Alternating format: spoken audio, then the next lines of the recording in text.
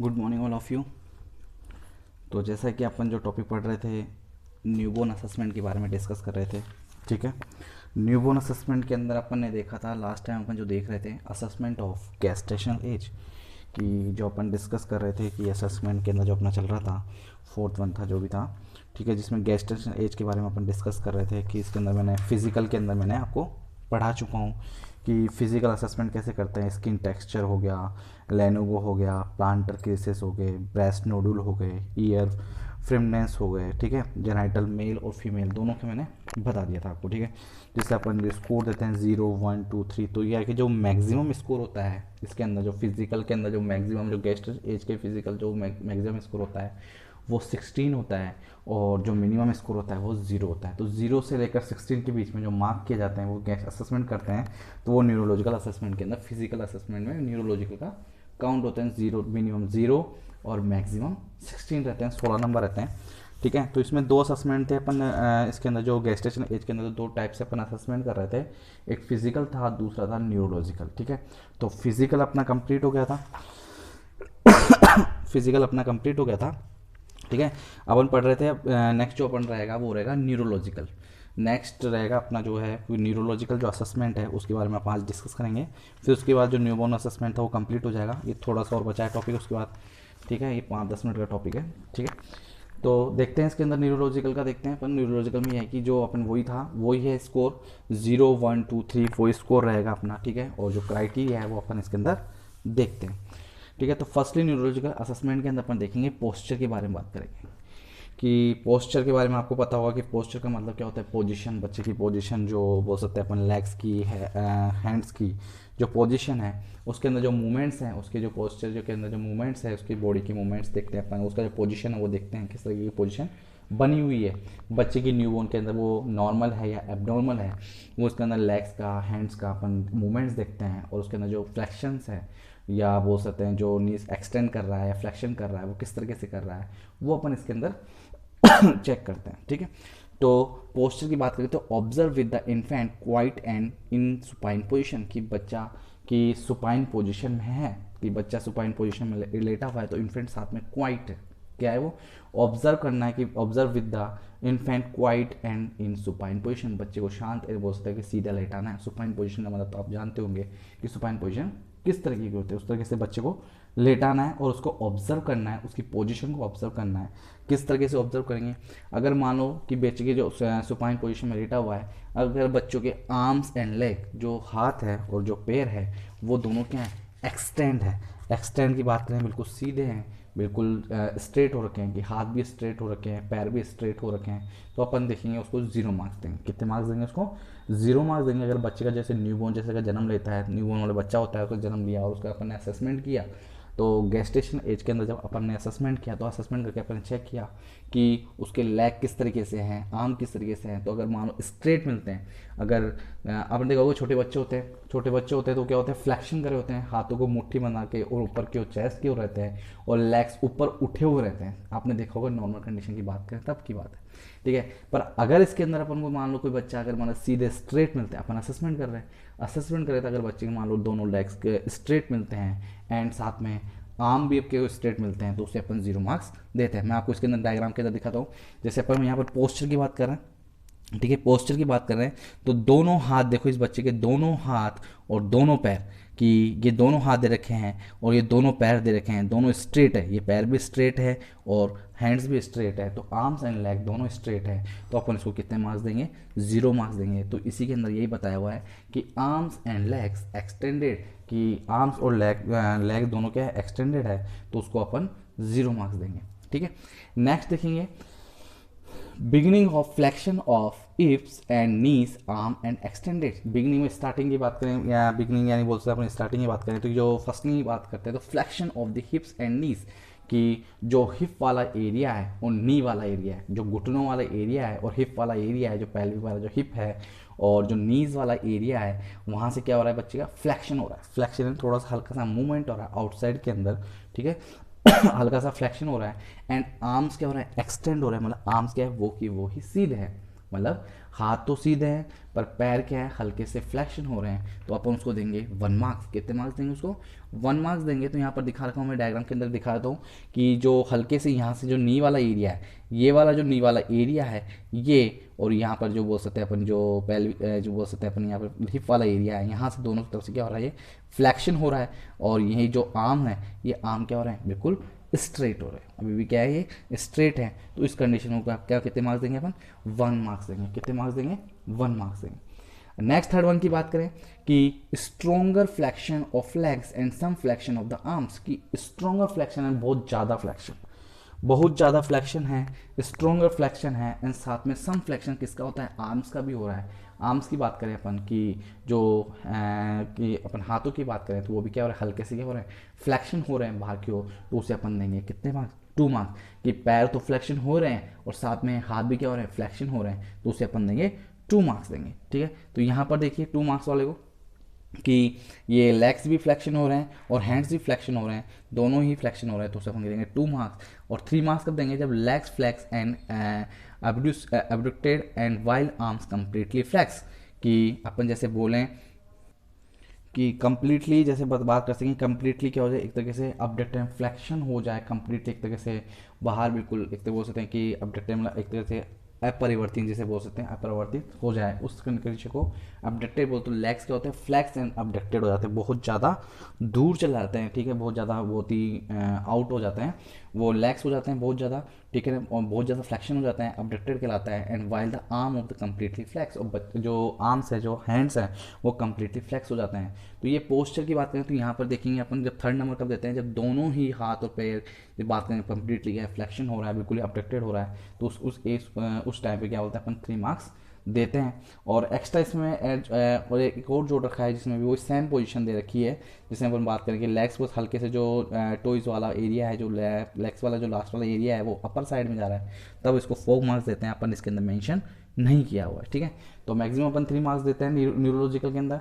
0 marks कब देते हैं? जब आर्म्स एंड लेग दोनों एक्सटेंड है, यहाँ पर लेग्स थोड़े से फ्लेक्स होते हैं और आर्म्स एक्सटेंड रहते हैं, 1 मार्क्स देते हैं। और स्ट्रॉन्गर फ्लेक्शन ऑफ लेग होता है और फ्लेक्शन हो जाता है किसका साथ में, आर्म्स का होता है, 2 मार्क्स।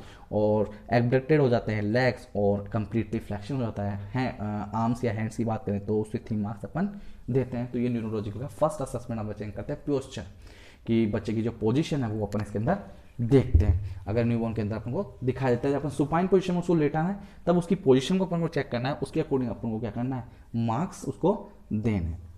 ठीक है, सेकंड बात करते हैं आर्म रिकॉइल। रिकॉइल का मतलब कि जिस पोजीशन में आप दे रहे हो तो वापस उसी पोजीशन में आ जाना। रिकॉइल मतलब सेम हो, जिसमें रिलीज होके उसी तरफ है आ जाना, रिकॉइल करना। जैसे अपन ईयर को रिकॉइल करते हैं, जैसे अपन ईयर को डाउन करते हैं, ऑटोमेटिक क्या होता है, वापस उसी पोजीशन के अंदर चला जाता है, तो ईयर रिकॉइल कहलाता है। ठीक है ना, तो वो अपन चेक करते हैं। यहाँ पर रिकॉइल की बात करें कि आर्म रिकॉइल की बात करें तो इन ए सुपाइन इन्फेंट को वही same as the supine position में अपन को ले डाउन करना है। And infant the flex for arm is extended by pulling at hands and then release, कि अपन बात करें कि बच्चे को अगर सुपाइन पोजीशन में लेटा रहे हैं तो उसके जो फ्लैक्स जो फोर आर्म है, जो बोल सकते हैं हाथ और पैर, इज द एक्सटेंडेड, क्या होता है, extended by pulling at hand and then release, कि अपन बोल सकते हैं कि बच्चे के जो एक्सटेंड होता है उनको छोड़ते हैं, हाथों से छोड़ते हैं एंड देन रिलीज करते हैं। तो उस चीज़ में क्या होता है, बच्चे क्या होते हैं, फोर आर्म क्या होते हैं, एकदम अचानक से एक्सटेंड होते हैं। मैं बोल सकते हैं अपन ने, जब मैंने आपको पढ़ाया था, जब रिफ्लेक्सेस पढ़ाए थे, ठीक है, तब रिफ्लेक्सेस पढ़ाया, तो रिफ्लेक्स में मैंने एक चीज़ बताया था कि अगर बच्चों को आप छोड़ते हो तो एक मोरो रिफ्लेक्स मैंने आपको पढ़ाया था। तो मोरो रिफ्लेक्स में क्या होता है, जो हाथ होते हैं वो क्या करते हैं, एक्सटेंड कर देते हैं। वही सेम है कि forum is extended by pulling at the hands, बच्चे को जैसे छोड़ते हैं हाथ से तो वो क्या करता है, एक्सटेंड करता है, देन उसका रिलीज कर लेता है। क्या करता है वो, बाद में रिलीज कर लेता है। उसी कंडीशन को आर्म रिकॉइल बोलते हैं अपन। ठीक है, तो आर्म रिकॉइल करने के वो अपन न्यूरोलॉजिकल असेसमेंट करते हैं। यहाँ पर जिसमें अपन जो रिफ्लेक्सेस की बात करें तो वो मोरो रिफ्लेक्सेस की बात कर सकते हैं यहाँ पर। ठीक है, तो मोरो रिफ्लेक्सेस की बात कर सकते हैं। यहाँ बोल सकते हैं अपन की बच्चा स्टार्टर रिफ्लेक्स है, जिसमें भी क्या करता है, स्टार्टर रिफ्लेक्स में क्या करता है, वो हाथों को क्या करता है, खोल लेता है। ठीक है, तो इसका कंडीशन जो मोरो रिफ्लेक्सेस है मैंने आपको पहले बता चुका हूँ। ठीक है, वही चेक करते हैं तो यहाँ पर देखेंगे अगर बच्चे को सुपाइन पोजीशन में लेटाया और अचानक से उसको छोड़ते हैं तो no recoil only for random movement, कि बच्चे के अंदर कोई रिकॉइल नहीं है, ओनली फॉर मूवमेंट्स होते हैं, कि अगर वो बांध के हल्का सा मूवमेंट होता है कोई रिकॉइल नहीं होता है, उस पोजीशन वापस नहीं आता है, तो अपन कितने मार्क्स देंगे उसको, 0 मार्क्स देंगे। कितने मार्क्स देंगे उसको, 0 मार्क्स देंगे। एंड जब तो नेक्स्ट देखेंगे अपन the arm return to incomplete flexion और स्लगिश रेस्पॉन्स, कि बच्चे का जो आर्म रिटर्न है इस इनकम्प्लीट है, बच्चे का हमारा जो आर्म के अंदर जो वापस जो आना था पोजीशन के अंदर जो रिकॉइल होना था वो तो क्या है, नॉर्मल है, कि अपने पास इनकम्प्लीट है, मतलब कंप्लीटली रिकॉइल नहीं हुआ है, फ्लैक्शन नहीं हुआ है, और स्लगिश रेस्पॉन्स, और बहुत ज़्यादा ही क्या है, सुस्त, जिसे बोल सकते हैं कि लेजी टाइप का स्लगिशन होता है, लेजी टाइप का, मतलब बहुत ही ढीला, धीरे धीरे धीरे धीरे धीरे आके अपनी पोजीशन में आना, तो अपन उसको 1 मार्क्स देते हैं। नेक्स्ट है arm briskly return to the full flexion, कि बच्चे का जो तेज़ी से बहुत ज़्यादा फास्टली से आर्म ब्रिस्की रिटर्न, तुरंत ही क्या होता है, तुरंत ही वापस रिकॉइल हो जाता है फुल फ्लैक्शन के साथ, तो उसको अपन कितने मार्क्स देते हैं, 2 मार्क्स देते हैं। कितने मार्क्स देते हैं उसको, 2 मार्क्स देते हैं। तो यही कि आर्म रिकॉइल करने की जो अपने पोजीशन चेक करते हैं, तो अगर मान लो बच्चे की कोई रिकॉइल नहीं होता है, ओनली फॉर रैंडम मूवमेंट होता है, तो 0 मार्क्स देते हैं। और आर्म रिटर्न होता है इनकम्प्लीट होता है, और स्लगिश वो स्लो होता है तो 1 मार्क्स, और रिटर्न फास्ट होता है, फुल फ्लैक्शन होता है, तो अपन को कितने मार्क्स देना उसको, 2 मार्क्स देना। ठीक है, तो ये आर्म रिकॉइल का असेसमेंट करते हैं, ये न्यूरोलॉजिकल सेकंड असेसमेंट किया जाता है। नेक्स्ट असेसमेंट करते हैं पॉप्लिटियल एंगल। ठीक है, पॉप्लिटियल एंगल की बात करें यहाँ पर कि पॉप्लिटियल एंगल क्या होता है, मैं आपको वैसे बता देता हूँ कि पॉप्लिटियल एंगल क्या होता है। इसमें क्या है कि अपन जो क्या करते हैं, असेसमेंट करते हैं, टोन का असेसमेंट करते हैं, जो मसल्स की जो टोन्स होती है उनका असेसमेंट करते हैं। ठीक है, इसमें जो थाई होता है, जो थाई वाला एरिया होता है, जिसे अपन बोलते हैं जांग बोलते हैं, या फीमर, वहाँ पे जहाँ पर जो फीमर बोन होती है, वो थाई वाला जो एरिया होता है, उस थाई वाले एरिया को फ्लेक्स करते हैं किसकी साइड, एब्डोमेन की साइड।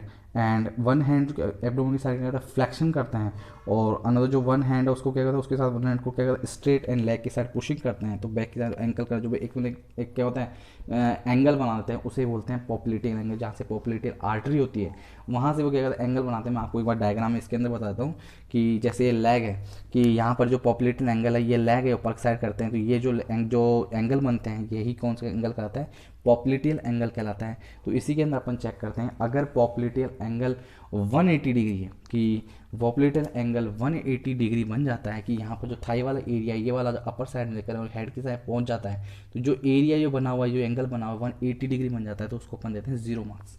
कितने मार्क्स देते हैं उसको, 0 मार्क्स देते हैं। अगर मान लो 180 से 150 डिग्री है, कि 180 या बोल सकते हैं यहाँ पर मैक्सिमम 160, अपन एवरेज का लें कि फिक्स ले, तो अपन बोल सकते हैं 160 डिग्री अगर उसका एंगल बनता है, कि 160 डिग्री यहाँ पर अगर मान लो 160 इतना बनता है, इसका एंगल यहाँ से मतलब यहाँ पर पूरा टच नहीं होता है, अगर 160 डिग्री बनता है तो अपन को कितना 1 मार्क्स देते हैं। अपन कितना मार्क्स देते हैं उसको, 1 मार्क्स देते हैं। तो और एवरेज की बात करें तो 180 से लेकर 150 डिग्री, मतलब 180 से नीचे की ओर, 180 से ऊपर हो जाएगा तो फिर 0 मार्क्स हो जाएगा, तो 180 से नीचे होता है, और जो फिक्स बोला जाता है 160 के बीच में होना चाहिए, तब उसको 1 मार्क्स दिया जाता है।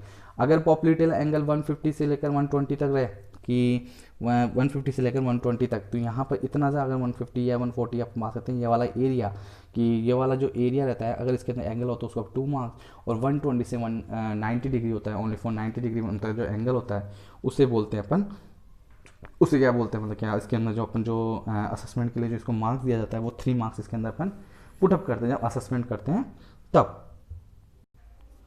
ठीक है, तो समझ में आ गया पॉपुलेटिव एंगल। तो मैं आपको वैसे ही बता देता हूँ पॉपुलेटिव एंगल क्या होता है, कि जैसे अपन की बात करें पहले तो एक पैर से किया जाता है इसका, ठीक है, 1 लेग से किया जाता है। जो पॉपुलेटिव एंगल जो मेजर किया जाता है वो 1 लेग से किया जाता है। तो क्या होता है, जो थाई वाला एरिया है, जो जांग वाला जिसे बोल सकते हैं, फीमर वाला एरिया है, तो उसको एक हाथ से पेट की ओर क्या करते हैं, अपने जो एब्डोमेन है उसकी साइड का फ्लेक्शन किया जाता है, ठीक है, उस साइड का फ्लेक्शन किया जाता है। फिर जो दूसरा हाथ है, उसको क्या करते हैं, जो टकना वाला जो पीछे की तरफ वाला जो एरिया है उस पैर को सीधा करते हैं, जैसे कि जब तक वो मूवमेंट को क्या होता है, मूवमेंट्स के तक क्या वो इस अगेंस्ट नहीं जाता, तब तक जो एंगल होता है वो चेक किया जाता है, वही पॉपुलेटिव एंगल कहलाता है। तो जैसे यहाँ पर जो एरिया है थाई वाला एरिया, या पीछे की साइड करते हैं ये वाला एरिया, देखो यहाँ पर जो एरिया है यहाँ पर से टच करके इसको अड़ाने की कोशिश करते, जो एंगल बन रहा है उसे ही बोलते हैं पॉपुलेटिव एंगल। क्या बोलते हैं उसको, पॉपुलेटिव एंगल बोलते हैं। तो इसके अंदर यही बता रहा है कि 180 डिग्री हो तो 0 मार्क्स, 180 से 150 हो तो 1 मार्क्स, और 150 से 120 हो तो 2 मार्क्स, और 120 से 90 डिग्री हो तो 3 मार्क्स उसको देते हैं। ठीक है, नेक्स्ट जो असेसमेंट करते हैं, जो फोर्थ असेसमेंट करते हैं, न्यूरोलॉजिकल जो असेसमेंट किया जाता है वो किया जाता है हेड लेग की।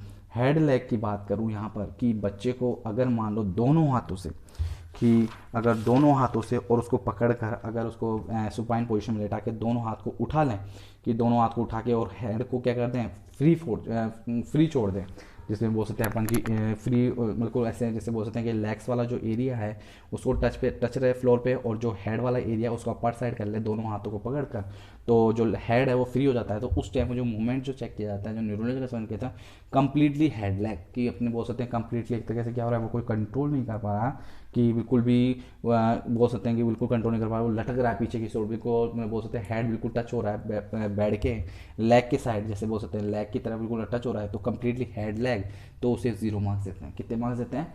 0 मार्क्स देते हैं। जैसे बोल सकते हैं अपन की जब बच्चा हेड कंट्रोल करता है, कि बच्चा जब हेड कंट्रोल करता है वो 4th मंथ में करता है, अगर बच्चे का जो हेड और लेग दोनों बराबर लेवल पे है तो 0 मार्क्स देंगे। और पार्शली हेड कंट्रोल करता है बच्चा, हल्का सा कंट्रोल कर लेता है हेड को, बच्चे के हाथ को दोनों हाथों को उठाया और उठाने पर हेड कंट्रोल कर लेता है तो उसे 1 मार्क्स। और able to maintain head in line with the body, और बॉडी के बराबर वो लाइन पे मेंटेन कर लेता है तो उसे 2 मार्क्स। और brings hand anterior to the body, और एंटीरियर पार्ट में जो बॉडी है एंटीरियर पार्ट से स्टार्ट कर देता है, उसको अपन कितने मार्क्स देते हैं? 3 मार्क्स उसको दे देते हैं। ठीक है, तो ये न्यूरोलॉजिकल असेसमेंट अपन चेक करते हैं, उसको 3 मार्क्स मिल जाता है। कब, कौन सी कंडीशन के अंदर?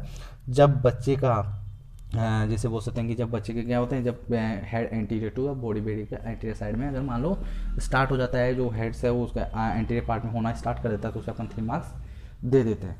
तो यहाँ पर ये कि हेड लेग जो कम्प्लीटली हेड लेग हो जाता है तो 0 मार्क्स, और partial head control the 1 marks, और able to maintain the head line to in wide the body the 2 marks, और bring the head anterior to the body the 3 marks अपन देते हैं। ठीक है, नेक्स्ट है ग्लैबुलर। अपन ने बोला, मैंने शायद नेक्स्ट जो असेसमेंट है ग्लैबुलर टेप, अपने मैंने आपको अच्छे से पढ़ाया भी था कि जो ग्लैबुलर टेप है जो बोल सकते हैं, जिसने ग्लैबुलर जो बोल सकते हैं अपन रिफ्लेक्सेस, जब मैंने आपको रिफ्लेक्सेस पढ़ाया था, याद करिए मेरे रिफ्लेक्सेस अब मैंने आपको पढ़ाया था, उसके अंदर जाके देखना, उसमें एक रिफ्लेक्स जो मैंने पढ़ाया था वो ग्लैबुलर पढ़ाया था। ठीक है, जो ग्लैबुलर रिफ्लेक्सर, इसमें क्या होता है, जो टैपिंग करते हैं अपन, क्या होता है बच्चे के जो नोज से अपर वाला जो ब्रिज वाला पार्ट होता है वहाँ पर क्या होता है, बच्चे के वहाँ पर क्या होता है टैप करते हैं, वहाँ पर क्या होता है हल्का सा प्रेस करते हैं, तेज़ी से प्रेस करते हैं, तो बच्चे ये वैसे क्या होता है, ये जो अपीयर होता है, ये एज ऑफ ये होता है, ये बर्थ के अंदर ये अपीयर हो जाता है, और जो डिसअपियर होता है ये डिसअपियर नहीं होता, डज नॉट डिसअपियर।